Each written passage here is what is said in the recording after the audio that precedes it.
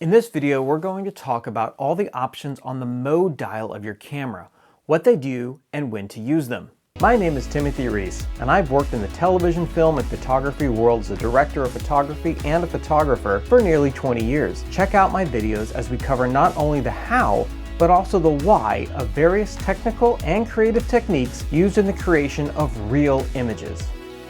Dial modes control how much the camera helps you or how much manual control you have access to. Different manufacturers sometimes use different names, so let's break it all down in a fast and simple video. First, let's cover auto and P modes. Fully auto mode, or the green box button on many cameras. Canon calls it A+ or Scene Intelligent Auto. Nikon calls it auto, Sony calls it auto intelligent, but it all works the same way. The camera makes every decision: shutter speed, aperture, ISO, white balance, and even sometimes whether the flash fires. Auto mode is great for beginners, quick snapshots, or moments when you don't have time to fiddle with the settings. However, you sacrifice every aspect of manual control. Program mode, referred to as P mode by all manufacturers, should be thought of as auto but with options. The camera chooses shutter speed and aperture, but you can still choose whether you want ISO or white balance to be auto or manual.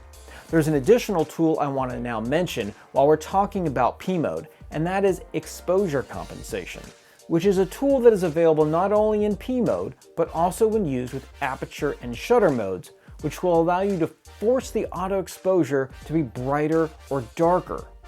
Another tool specific to P mode is called program shift, and although not available on all cameras, it works something like this.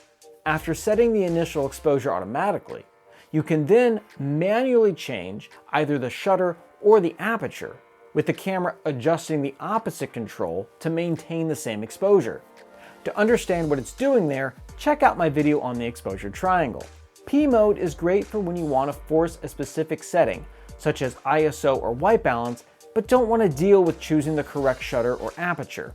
Now we're entering the realm of what's called the semi-automatic modes.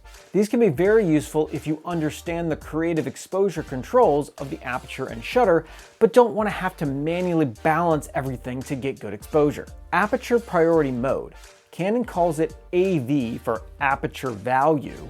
Nikon, Sony, and Panasonic just call it A. This mode allows you to choose the aperture while the camera chooses the shutter speed.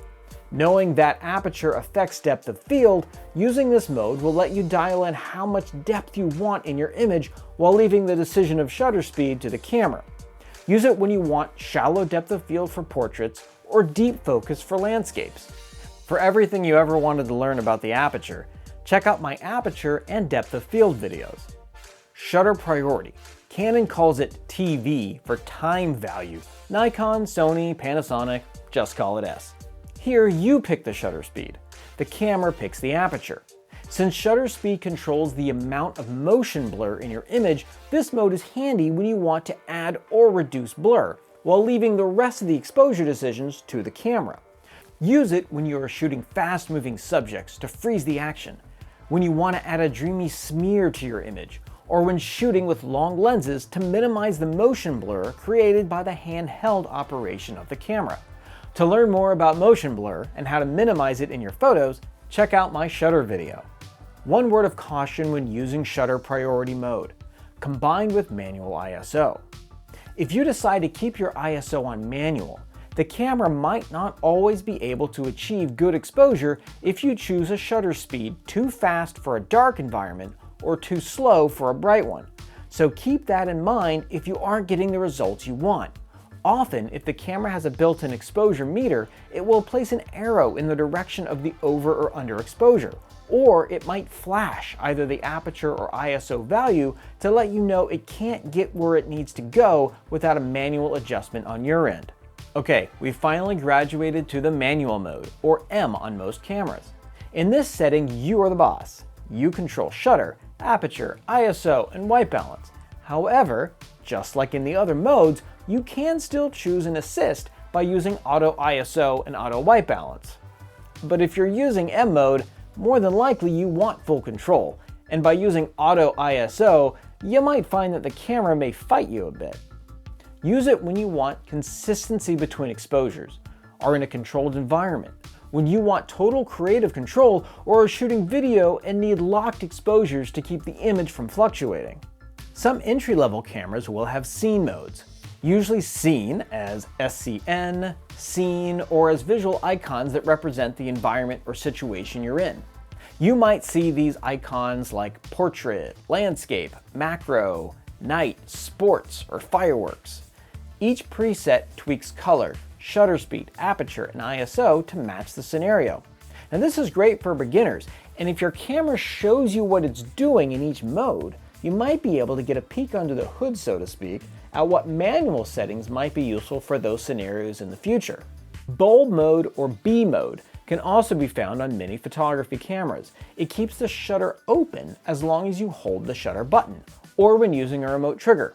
This is great for long exposures of the night sky, light, or star trails, and when you want to have very blurry images in an attempt to make fast-moving subjects disappear in your frame. More on that trick in a different video. Careful though when using bulb mode, as extremely long exposures can cause your sensor to heat up, which could result in increased pixel noise and anomalies. Since nearly every photography camera can now shoot video, most will have a dedicated video button, often visualized as a movie camera. It prioritizes continuous autofocus, a predetermined frame rate, and ideally a locked shutter speed. Some cameras will completely change their display and allow for additional exposure tools like histograms, waveforms, and zebras. If your camera's native sensor size is something different than 16:9, the aspect ratio of your display might change as well. Finally, you have the custom modes, where you can take different elements of the settings we just discussed and pre-program them into a dedicated position on your camera dial. Canon, Sony, Nikon, Panasonic all offer custom banks. These are usually referred to as either a number, such as 1, 2, or 3, or C plus a number, where C stands for custom, or M plus a number, where M is for memory, not murder. And now, one last note.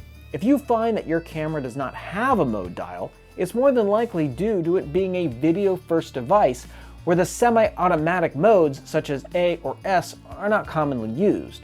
However, you might still be able to find these mode options in the menu. If you like these videos, please subscribe and feel free to leave a comment about a future video you might want me to make, or about what modes you like to shoot in and why. Until next time, thanks for watching.